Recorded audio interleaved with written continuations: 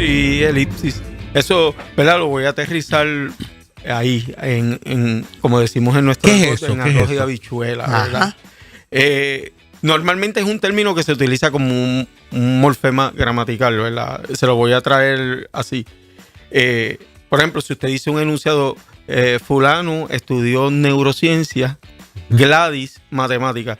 Si usted se da cuenta en qué fue lo que yo omití en el segundo enunciado, la palabra estudio. Gladys estudió neurociencia, fulano, o estudió, matemática. Y la elipsis es eso, es, ¿verdad? Una omisión a ese contenido sintáctico cuyo valor se recupera en el contexto. También se utiliza en la informática. Y esa es la raíz, porque lo quise traer hoy. En la informática es bien interesante y voy a utilizar esta anécdota que me pasó con un familiar que es baby boomer, que no lo utilizo, ¿verdad?, como una figura peyorativa, simplemente que no está adaptado a esto de la modernización y llamó a un primo, ¿verdad?, que tiene un expertise en ciencias de computadora, porque ella le daba el right click y no encontraba eso de darle send, el botoncito de send. Y cuando llega, ¿verdad?, este primo y de momento se da cuenta que es un sistema operativo, ¿verdad?, nuevo, o sea, Titi, mira, es que cuando le das right click, esos 3 puntitos que tú das, ahí tú abres y ahí está send, delete y duplicate. Tesis, ¿qué es lo que quiero? Siempre estuvo ahí. No era que la computadora estaba dañada, era que eso oculto tenía un nuevo formato. Cuando lo traemos a las ciencias bíblicas, yo creo que vivimos gran parte del elixir, ¿verdad? Porque nosotros muchas veces cuando leemos un texto, a veces tenemos que encontrar ese, ¿verdad? Lo estoy metaforizando, ese right click para encontrar, ¿verdad?, eso que está oculto, que muchas veces, sí, dentro de nuestra tradición judeocristiana es lo que llamamos revelación, pero lo que la raíz, ¿verdad?, y principalmente es una carga que tengo para mí aquí, que es la que quiero traer, que eso también se tiene que retroalimentar con figuras didácticas. Eso es lo que se llama exégesis. O sea, que cuando yo pongo una capacidad de donde yo tengo sí mi revelación, pero debe tener también una contraparte de esa figura didáctica investigativa. ¿Por qué lo estoy trayendo? Porque la mayoría de nosotros cuando nos acercamos a un texto caemos como en esta sentido de que eso tiene que venir por un insumo divino, que no tengo ningún problema, amén. Pero a veces ponemos de enemigo recursos alternos que los tenemos que hacer. Y, ¿verdad?, esto prácticamente yo lo doy en mis cursos, pueden durar un semestre, un año. Me podrían ustedes preguntar, entonces, ¿qué recursos yo puedo utilizar para esas figuras investigativas, aunque no tenga estudios teológicos formales, o sí los tenga? Mire, dentro de los 66 libros, vamos a poner que Dios me ponga un libro en el cual ya yo estoy dando en la escuela dominical o que yo voy a predicar. Más allá de lo que Dios me haya dado, que yo no quito todo eso, un análisis cabal de esa elipsis debe ser saber el autor y la fecha. ¿Por qué? Porque ya eso me ubica en tiempo y espacio dónde está. Independientemente, aunque yo no lo vaya a utilizar en la prédica o la disertación, porque a veces es para mí. Por ejemplo, cuando... El sustantivo no se puede obviar o no debería de obviar. Claro. Entiéndase elipsis, incluso esta figura gramatical, y abro el paréntesis, se utiliza como 3 puntos suspensivos. ¿Y qué significa cuando usted ve una figura gramatical 3 puntos suspensivos? Es que algo está después y yo tengo que descubrirlo. Okay. Eso se ve hasta en la ciencia cinematográfica. La ciencia cinematográfica, ¿cuál es el elipsis? Pues cuando tú ves una película que descubrió Marvel, te ponen una escena postcrédito y que te está diciendo, prepárate porque viene otra cosa después y tú lo tienes que tener. La Biblia tiene ese categórico, porque en la Biblia tenemos documentos como en el libro de Hechos que tiene un elipsis, tiene, mire, esos 3 puntos suspensivos que se está escribiendo, pero dentro de eso que se está escribiendo, que ahí es la historia de Esteban, de Jerry y de Carlos, nosotros tenemos que ser diligentes. Está bien, se está escribiendo la historia, pero parte de ese elipsis yo tengo que investigar qué pasó en la iglesia de Hechos, qué pasó en la iglesia de Pedro, qué pasó, y eso es bien importante. Por ejemplo, cuando usted estudia, por ejemplo, los evangelios, vamos a abrir la elipsis. Los evangelios, cuando tú evalúas tiempo y espacio, vamos a hablar con fecha, te das cuenta que están posicionados el más antiguo, por lo menos la ciencia, ¿verdad?, bíblica y por lo menos la erudición contienen que es Marcos. Marcos es el más antiguo. Y Marco está hablando si te dice del 72 en adelante, ahí te marca ya un evento. Ya desde el saque, cuando tú ves los evangelios, tú dices, ¿por qué los evangelios no están antes del 70? Porque los evangelios hablan de una figura icónica que se llama ¿quién? Jesucristo. ¿Y por qué? Porque los evangelios fueron diseminados después de la caída del templo. Y eso me abre un crisol. ¿Por qué después de la caída del templo? Porque después de la caída del templo, el judaísmo tenía sus figuras culturales por el piso. Me explico. Si Cristo había muerto y la cultura hebrea llevaba colonizada desde los babilonios, medopersas, griegos y romanos, lo que se hablaba en las plazas era un sentido patrio, nacionalista. ¿Cuándo tenemos esos días como los de David y Salomón? Entonces, cuando entran los evangelios, tú dices, ya me hace sentido porque la figura de Cristo, más allá que es una figura mesiánica, es la necesidad intrínseca de que ellos tengan también un paladín. Entonces eso te cambia el acercamiento al estudiar el texto. Amén, por lo que es Jesús, pero también un trasfondo cultural ahí. Y también el aspecto etimológico. Cuando tú estudias, ¿verdad? Vamos a poner Génesis 1:2. En el principio la tierra estaba desordenada y vacía. Ahí hay una palabra en el hebraísmo que se llama tohuk, por ejemplo. Espérate. Y esa es la palabra que se utiliza, caos. Entonces, cuando tú examinas el caos, por lo menos en ese elipsis, tú no estás examinando el caos de esta destrucción sin sentido. En el sentido del pensamiento de las culturas del Mediterráneo para la premodernidad, el caos significa obviamente un desorden donde hay un orden. Es equivalente a alguien que limpia exhaustivamente, que tiene que revolcar, pero luego para acomodar. Obviamente en un interín va a haber desorden y va a haber orden. ¿Y dónde tú encuentras eso? Después en Génesis, más adelante, vas viendo ese Dios que va poniendo todas las cosas en orden. O sea, un Dios que, ¿verdad?, hace todo este desorden para luego hacer un orden. Por lo tanto, ahí el desorden no es punitivo, no es peyorativo. Nada, y todo esto nos ayuda a nosotros a construir una sana teología más allá de nuestras desventajas que tenemos. El elipsis pudiera ser uno intencional, en no mencionarlo en términos didácticos, intencional con el fin de despertar interés. Claro. Incluso cuando tú vas pues eso se llama metodología. Tú puedes tener una metodología que tu elipsis puede ser autor, fecha, pero también puede ser contexto sociológico, análisis gramatical. O sea, el elipsis no tiene como unos parámetros, pero es un ejercicio que todos nos debemos de exponer. ¿Por qué lo estoy trayendo aquí? Porque la mayoría cree que el elipsis está destinado a las personas que tienen algún grado académico, ¿no? Y es esta figura investigativa que tenemos todos intrínsecamente. Mira, hasta el elipsis lo hacemos nosotros naturalmente cuando desarrollamos una relación psicofilial. Ejemplo, tú conoces una chica, un chico que te gusta, ¿qué va? Qué interesante, hubo esa atracción. Pero ¿y qué hace uno inmediatamente? Perfil en Facebook. Después en la cita, ¿quién es tu papá? ¿Quién es tu mamá? Sí. Eso es elipsis. Que algunos hagamos mal elipsis y buen elipsis, eso es harina de otro costal. Pero el ser humano, en su naturaleza para desarrollar relaciones y desarrollar sanos contactos, está destinado para tener este tipo de investigación. O en algunos casos obvian también cosas para poder conectar, que era lo que Jerry estaba mencionando. Trayéndolo a este momento en la cual estamos pasando con que se está sucediendo en el mundo. No quiero entrar en las profundidades de lo de Israel y todo ese tipo de cosas.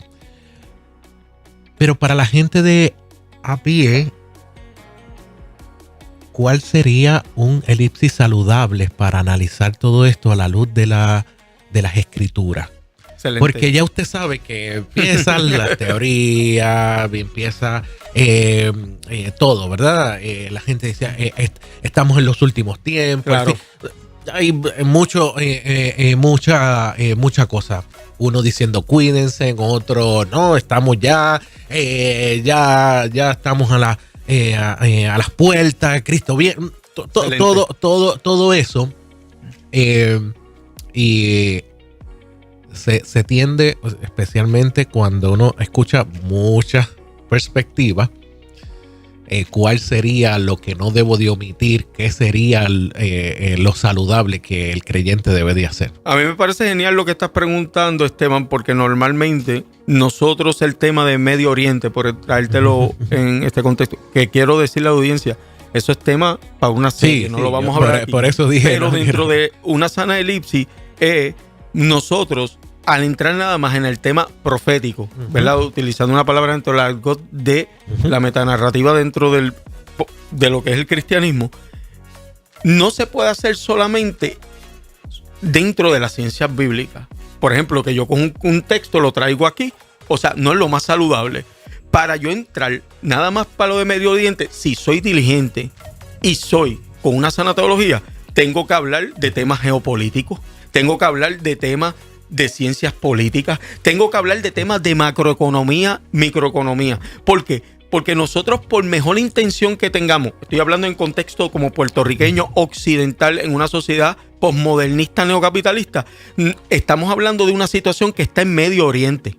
No estamos hablando de una situación que está pasando en Puerto Rico. Y ya de esa distancia nos crea a nosotros ciertas distorsiones que haciendo, vuelvo, un elixir con todos estos campos me ayuda a acercarme. Sí tengo lo profético, pero yo no lo obvio. Entonces hay una, no te llamaré una garantía, sino que hay una probabilidad de yo hacer una sana teología. Por ejemplo, te lo quiero traer algo que lo hablaba con mis estudiantes.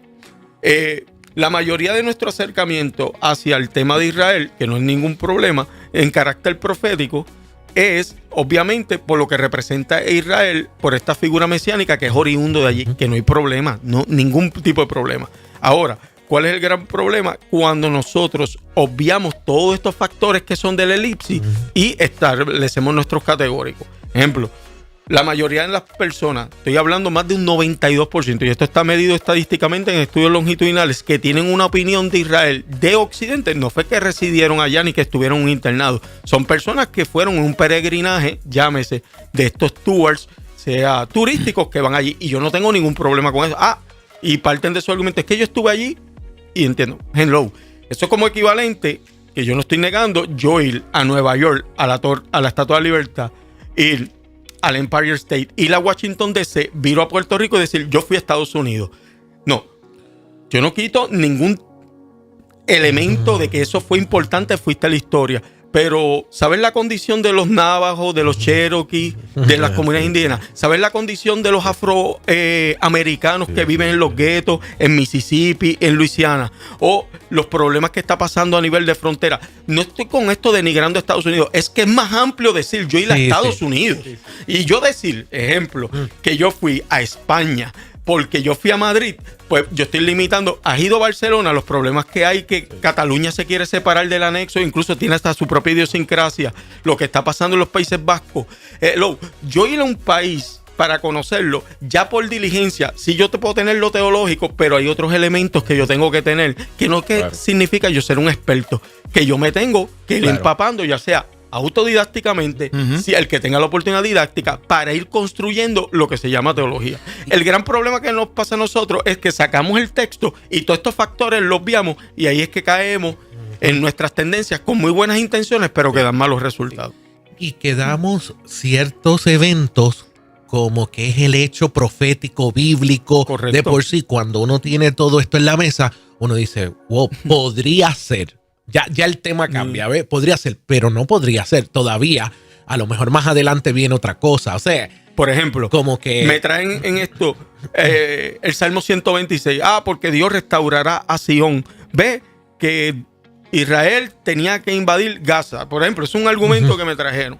Y yo le dije, es que estás confundiendo un elemento exegético. Cuando dijo restauraré a Sión, ahí el autor que está hablando... Estamos hablando en el siglo X antes de la era común, en la época dorada de la literatura davídica. Él no está pensando en el Israel actual, él está pensando en Sión, que es equivalente a presencia de Dios. Restauraré la presencia de Dios.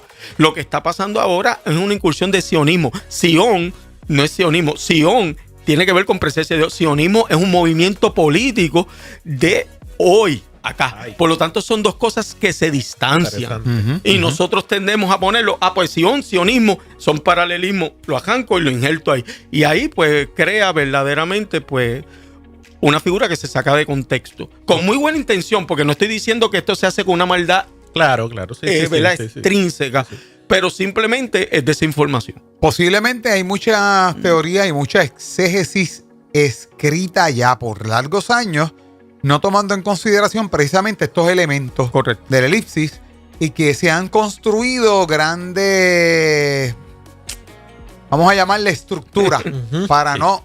Entonces, la grande pregunta es cómo derribar todo eso cuando posiblemente hay Difícil. comunidades eclesiásticas que se han levantado Ay. bajo ciertos parámetros establecidos por eso, por esas A mí- estructuras que digo, y que yo creo que de lo que estamos hablando es bien profundo y tal vez bien necesario conocer estos elementos.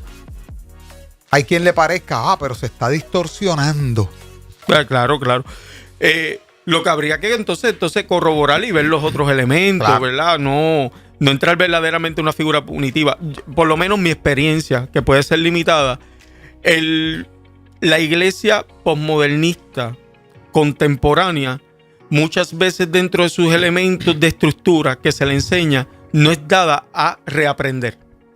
Es dada a que esto que me enseñaron, esto yo lo perpetúo A y esa es cuartelarlo. mi defensa de la fe. Entonces eso, perdónenme, eso atenta hasta contra el canon bíblico y atenta hacia la naturaleza humana, que es una que se necesita reconstruir. Y no estoy hablando de ambivalencia. Cuando Pablo verdaderamente diserta acerca del evento soteriológico de salvación de nosotros, dice, renovaos en la transformación de nuestro entendimiento. Esa palabra anakainosis significa una constante exposición a nosotros, que nos vamos a poner unos elementos y cuán enseñables somos y discipulables.